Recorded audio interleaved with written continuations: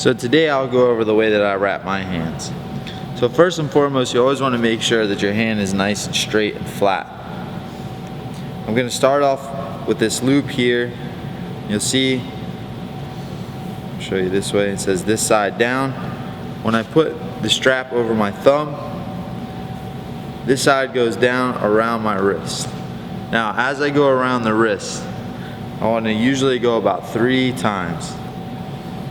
So I'll go over 3 times around the wrist, because the key here is to make sure that I get good support in my wrist so it doesn't move around too much. I don't want it to be too tight to where it's cutting off the circulation of my hand, but I want to make sure I have enough support so that it doesn't move around too much when I land a strike. From here, I'm going to now come over the knuckles, and I'll usually go over the knuckles about 3 or 4 times. Now some people have bigger hands, so depending on that, you might have to use a little less wrap for the knuckles. It's also very important that you get 180-inch Mexican style hand wraps. Anything shorter than that is not going to give you much protection at all. So again, once I get to the knuckles, for me and my hand size, I usually go about 4 times over. Now, once I get to here, I'm going to fold this back. Okay, so now once we have this pad over our knuckle, we always want to make sure that it's in front. So you might have to move it down a little bit. So what I mean by that is I want it to be in front of the knuckles, not back here, because this doesn't give me any padding when I'm actually hitting.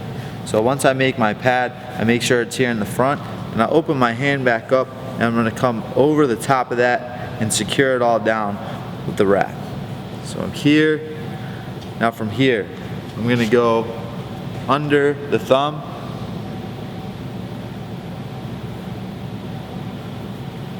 and I'll come up over the wrist, and now I start to come through the fingers.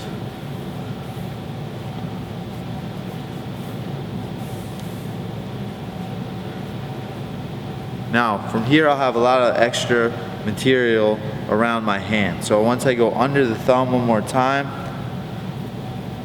I come across the side of the hand, and I'll go through the palm nice and tight, and I'll come across the back. Now notice on the back here, I've been making X's. Making these X's here across the back of your hand are important, because this is what's going to keep you from breaking your hand. So now, come up and over, and I'll finish off on the wrist. So it's important now that as I go around, I'm not pulling this too tight, just making sure that I have, again, that support in my wrist and the padding on my knuckles.